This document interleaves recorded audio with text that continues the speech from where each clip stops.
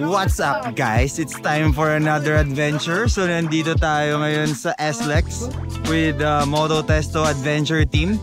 So medyo epic tong lakad natin for this trip kasi pupunta tayong Samar. Actually hindi lang talaga Samar, Eastern Samar, dulo talaga. And napuntahan ko na to dati, pang third time ko na. Sila masabi ko maganda tong spot, maganda. Marami tayo ngayon, as far as I know 23 rigs yata tayo. Maraming kasama natin sila Millennial Campers, Kel Esteban, and iba pa yung mga lagi natin nakakasama. May mga bago din sumama. So exciting, masaya to, masaya. Maraming mangyayari. May mga spots tayong pupuntahan na papakita sa kanila. This is a Moto Testo trip. And tara, let's go. Briefing tayo.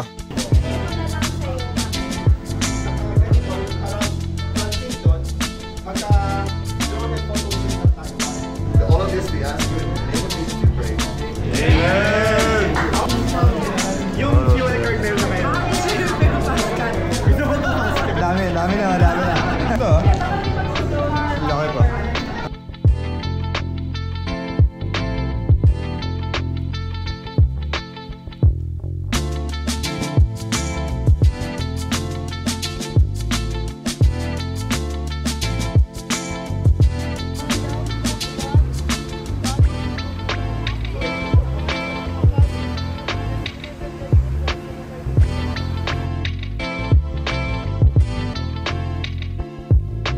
Nandito na tayo sa Tagkayawan. Actually dito sa may Petron.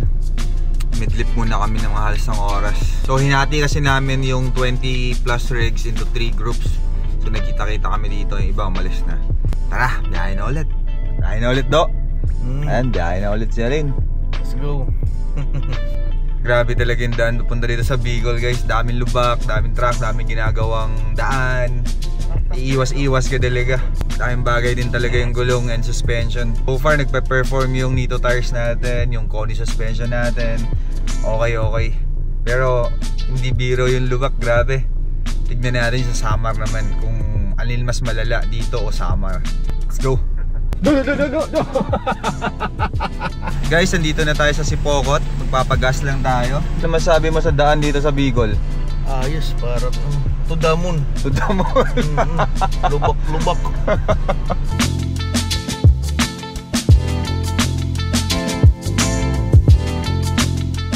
Guys, nandito tayo sa Pili. Lunch stopover muna tayo dahil sobrang traffic. Inabot na tayo ng lunch. And siguro mga 2 hours na lang mapunta dun sa Legazpi or Kamalig ba? Dun yung campsite natin for tonight.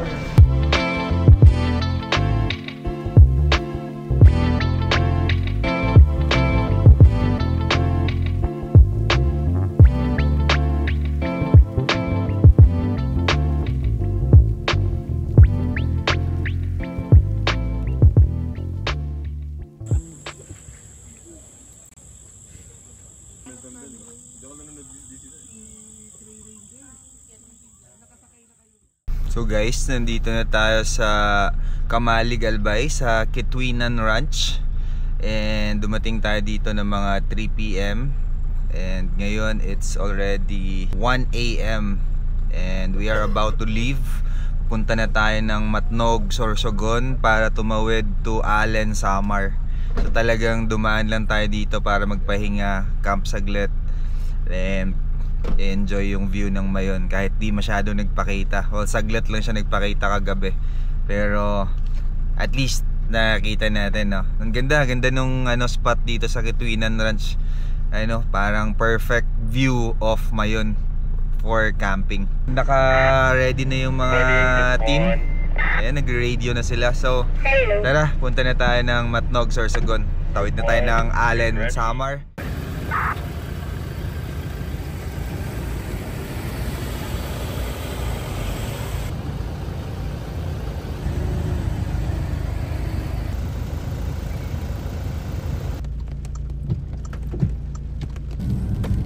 Turning right na po.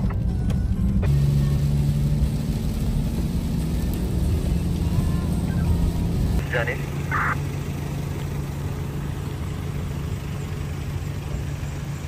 Nandito na tayo sa Matnog Port.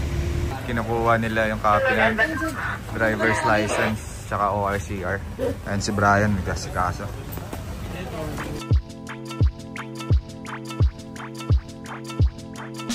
KLS7 here at nandito tayo sa Nakakainit yung sistema talaga ng gobyerno natin. Ganun talaga. Nasa Matnog Port tayo at sinabi ni Boss Tim na nakakainit ang ulo. Pero that's how everything works. Mostly everything works in the Philippines. You just have to be patient, no?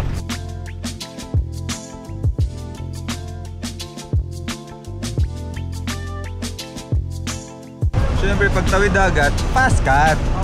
Very fast, very convenient, very safe. Oh, diba? So tatawid na tayo from Matnog, Sorsogon to Allen Samar via fast cut. Let's go!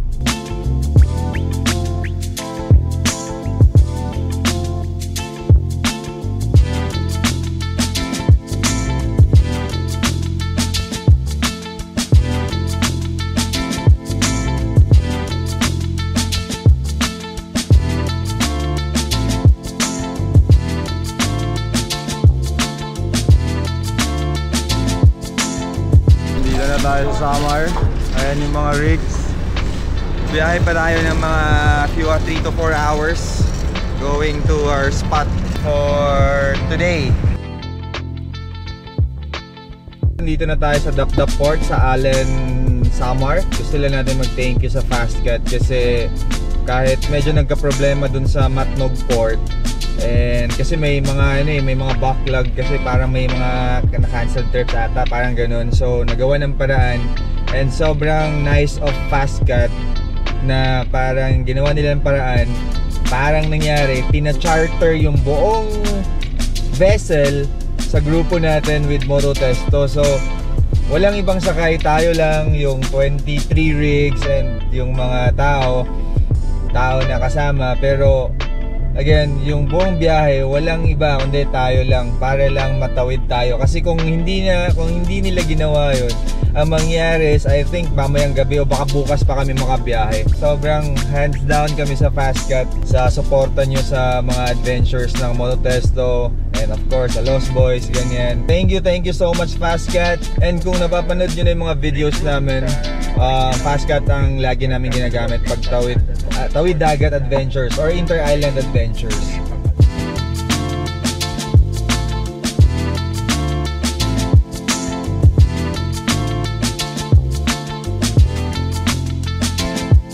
Dito tayo ngayon sa Northern Samar sa Mapanas, dito sa Pacific Rock Hotel kung saan kami ay binigyan nila ng Horo Hagdan.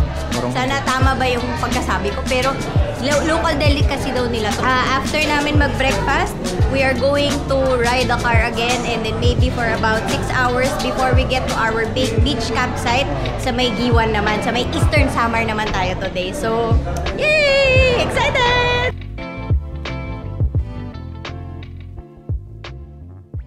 It's day 3 of our Moto Testo Samar Adventures. Dito tayo nag-overnight kagabi, dumating tayo ng hapon. Dito na tayo nag-dinner, tapos sinati natin yung group, yung iba dun sa town natulog kasi marami tayo, parang 50 plus packs yata tayo, 23 rigs. It's 8:30, alis tayo ng 9, didiretso na tayo ng Eastern Samar sa Giwan. Yun talaga yung destination natin for this trip. Punta na tayo ng Eastern Samar, pero may mga stops pa tayo na dadaanan. And i-meet natin yung friend natin, si Sir Joey from Tacloban.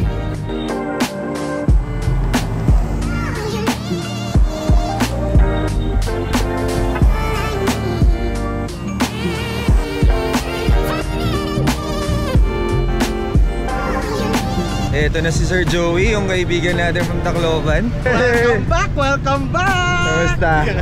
Welcome back to Eastern Samar. Yeah, nandito sa Minasangay, sa Balangkayan, sa munisipyo ng Balangkayan, dito sa Eastern Samar. So magli-lunch lang tayo. May mag-host ng lunch sa atin dito. And after lunch, actually late lunch na kasi 3 PM na. So after lunch, diretso na tayo ng Giwan. Oh, buhay. Welcome to Minasangay po. Hello? Dito tayo mag-lunch. Ayan. Doon yung food. Pwede po kami kinaman. Kao na. Sige.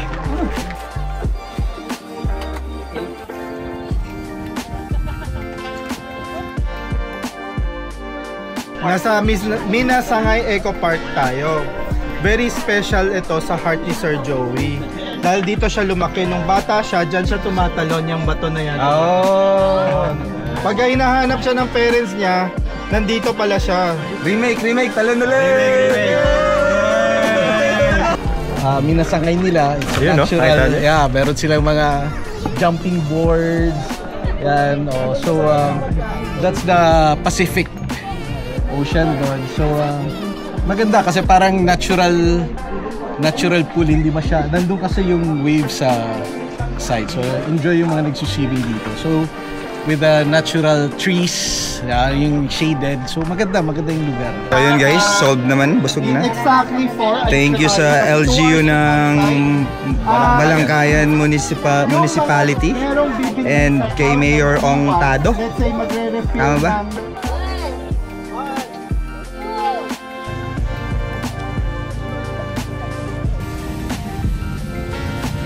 Guys, nandito na tayo sa spot. Time check, it's 6:16. Ayan yung spot, oh. Day 3.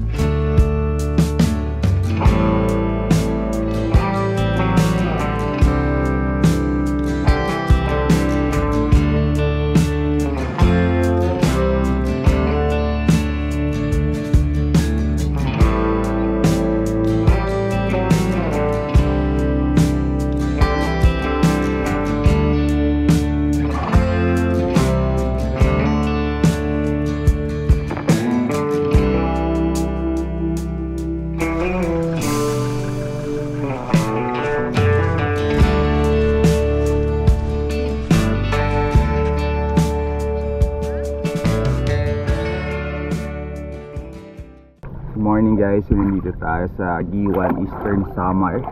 Kasama ang Moto Testo Adventure Team. Ganda pa rin talaga dito, ibang klase. Isa to talaga sa favorite kong spot dito sa Pilipinas. Alin, no? Waray-waray. Hey, si Alin pala, taga dito at Tacloban. Home court advantage. Linaw ng tubig, oh. Alin at tuklasin, ang ganda ng Samar. Alin na? Alin at tuklasin, ang ganda. Ayun! Singit mo ba yun?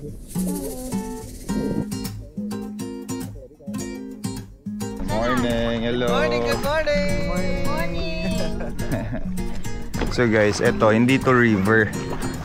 Salt water pa rin to kasi dun sa kabila beach, dagat pa rin yan. Tapos dito, dagat pa rin yan.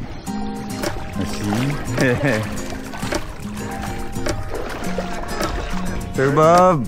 Hello boys. Morning, chill na chill. Beachfront yan, no? Uy! Grabe! Like Amanpulo. Oo. Wow, very nice place. Literal beachfront. Yeah.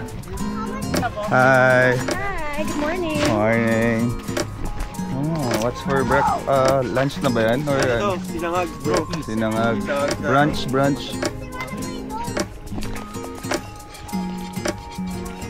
Ano yan? Spam tsaka? Spam. Sweet pusit. Damhit. Pusit. Ito yung ito yung panglaban dyan, oh. Camille plan yan. Inakurat.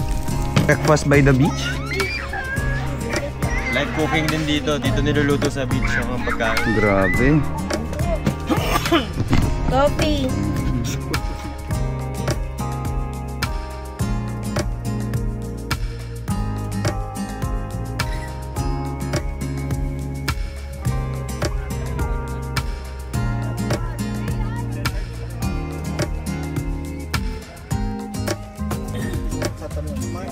Ilang banyera estimate.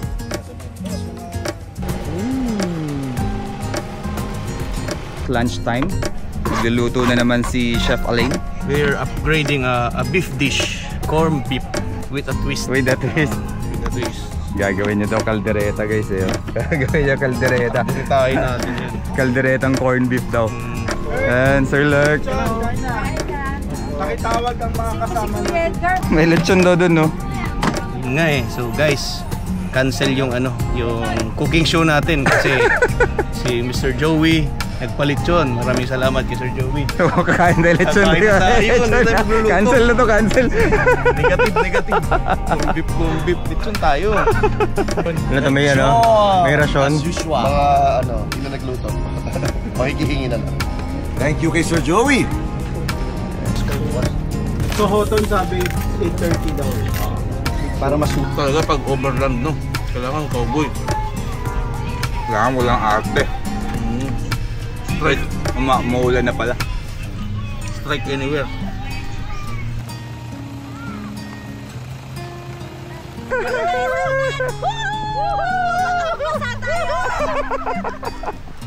Yung ulan guys, sobrang dilim mo. Wala yung island.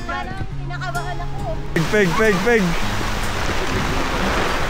Kaya kapag high tide, hindi ba mga bata tumatalod dyan?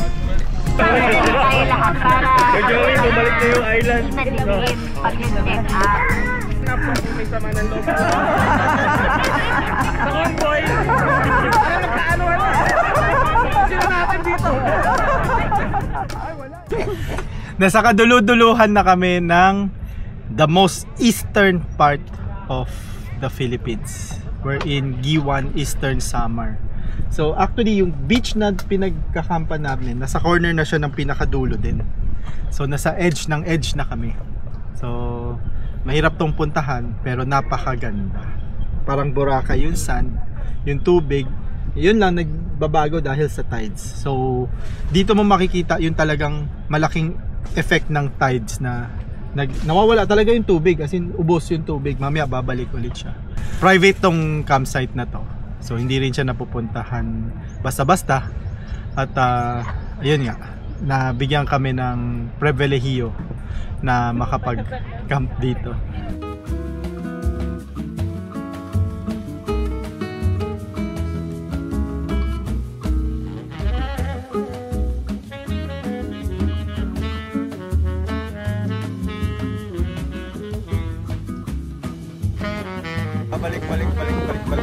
Balik-balikan, no? Napakaganda. Solid! Balik-balikan. And sunset doon, no? Ooh! Yan sila. Si Mr. Reg. Si Tita Edgar.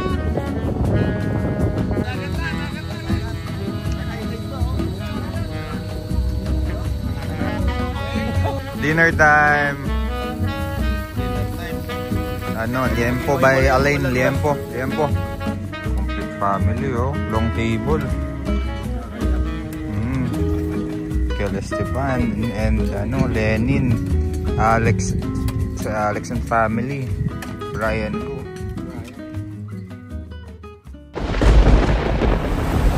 Guys, ang lakas ng ulan saka hangin. Sobrang lakas ng hangin saka ulan.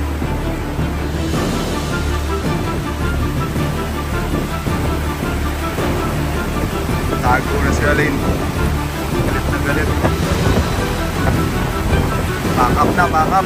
Grabe, lakas, sobrang lakas.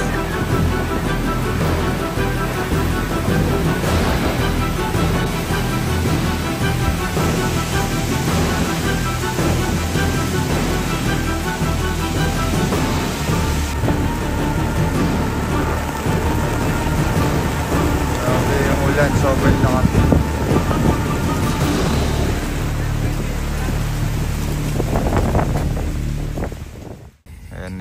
No, pagkatapos kaming yanigin ng Subasco. Nagpakita yung buwan. Ayan si Kel, oh. Ito, aftermath. Aftermath.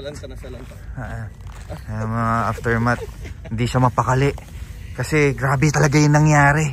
Ngayon, nagliparan siya, muntik na lumipad. May ganun. Ganun pa. Basa lahat. Parte yan ng adventure. Okay naman. Goods naman. Importante. Yan. Goods. Importante, tas tayo natin. Yan.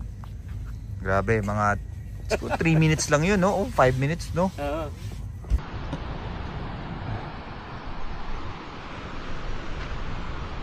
Good morning guys, so nandito pa rin tayo sa Giwan and it's 5:30 AM.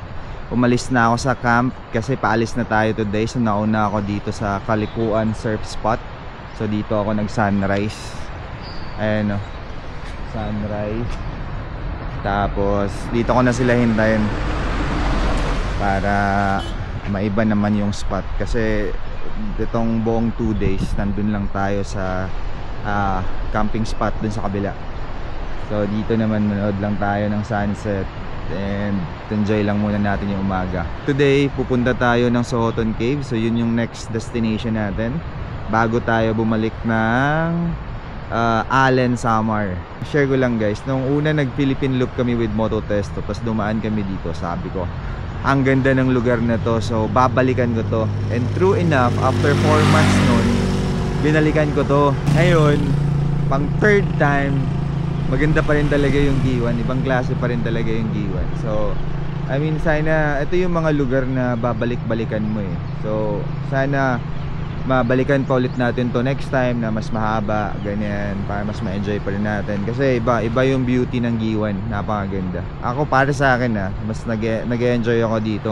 Sobrang laid back, sobrang para medyo raw pa siya, hindi pa ganun ka-crowded. Surf spot, may camping spot, bait naman yung mga tao. Oh, panalo talaga dito. Babalik-balikan ba?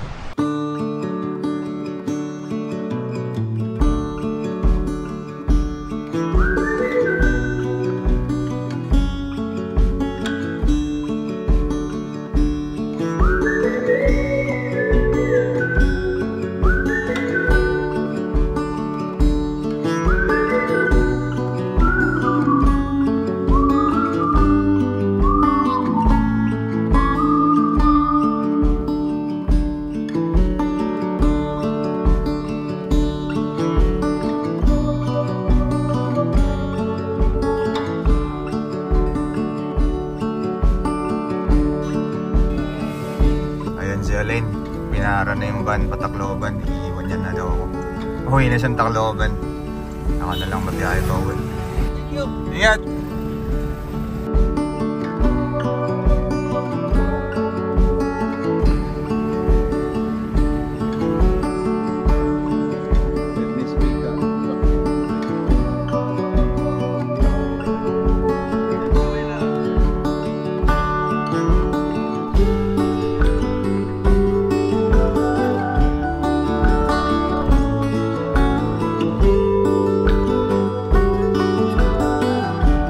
So nandito na tayo sa entry ng cave.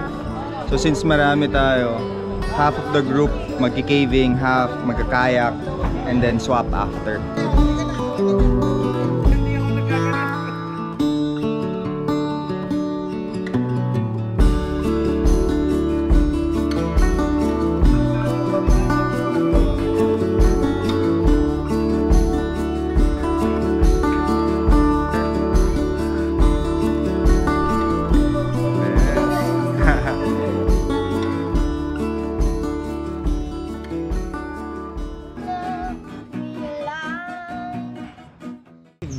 So pumasok tayo dun sa cave, in-explore natin. Maganda, sobrang ganda ng loob.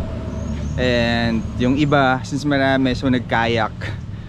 And maganda din daw. Though ako hindi na ako nag-kayak, bumalik na ako dito. Pero sabi nila, Brian, maganda daw dun sa kayak area. So dalawa yung option dun na pag pumunta ka dito. Mag-cave kayo and magka-kayak. So pwede nyo din gawin pareho. Ganda dito sa Sohoton Cave. So guys, umalis na tayo sa Sohoton Cave. Papunta na tayo ng Allen Port sa Northern Samar ulit. Pero this time dito tayo dadaan sa West Samar, yung malubak na area. And time check, it's 2:20. Travel time is around 7 hours. And yung ferry natin with Fastcat is 9 PM. So medyo buzzer beater to. So we'll see. Tignan natin kung aabot tayo. Let's go! Medyo malubak pa naman daan. Hindi nauubos yung lubak. Lubak ahead. Lubak ahead. Grabe yung lubak ng daan. Diyos ko. Lubak ahead, slowing down. Grabe yung lubak, kaya po. Ang lalim. Kakain ka talaga sa kabilang linya eh, para maiwasan yung lubak. Aray, aray. Yeah! Sama pa sa Bicol din. Fudge. Grabe.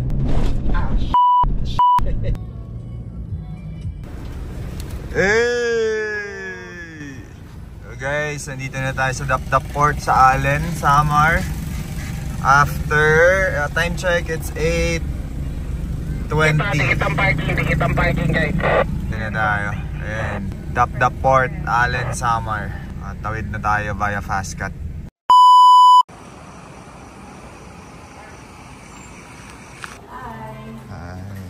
Time check guys, it's 2 AM. Nandito na kami sa Sorsogon. So dito kami mag-check-in tonight.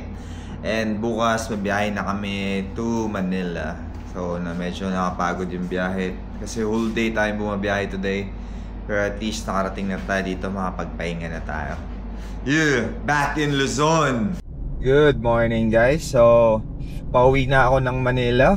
Galing dito sa Sorsogon. Pero yung group nagstay pa kasi mag-stop over pa sila sa Naga. May pupuntahan pa silang restaurant doon, magstay pa sila ng one night doon, and gabi pa sila babiyahe para makaiwas sa traffic. Kaso unfortunately kailangan ko na umuwi kasi may lakad pa ako. And yun, this is a 12 to 13 hour drive, kaya dito ko na rin tatapusin to. And gusto ko lang mag-thank you kay na Sir Tim, Miss Janice of Moto Testo for another epic trip. So lagi na lang epic yung biyahe ng Moto Testo. Yun yung maganda dun eh. And para sa mga nakasama namin, yung laging sumasama, yung first time sumama, sana nag-enjoy kayo kasi kami nag-enjoy po kami. And sana sumama pa kayo next time. And of course, thank you to Fastcat.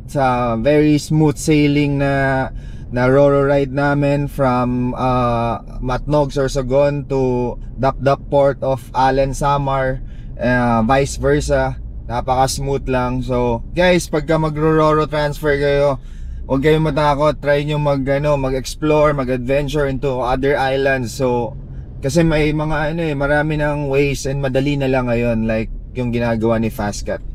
And of course, thank you to Nito Tires, Elf Lubricants, Rival 4x4 Philippines, Wildland, Baja Lights, napaka-useful sa gabi, and Lightyear, Deck. So thank you sa mga brands na sumusuporta sa amin. Ayun, abangan nyo yung next adventures with Moto Testo kasi marami pa kaming epic trip na nakalista for this year. So promise, sobrang epic na mga lineups namin na lakad. So if gusto nyo sumama, follow nyo lang yung page na Moto Testo and message lang kayo sa kanila para makasama namin kayo and makasama kayo sa trips namin. So yun lang, dito ko natatapusin to. Thank you so much and hope to see you in our next adventure.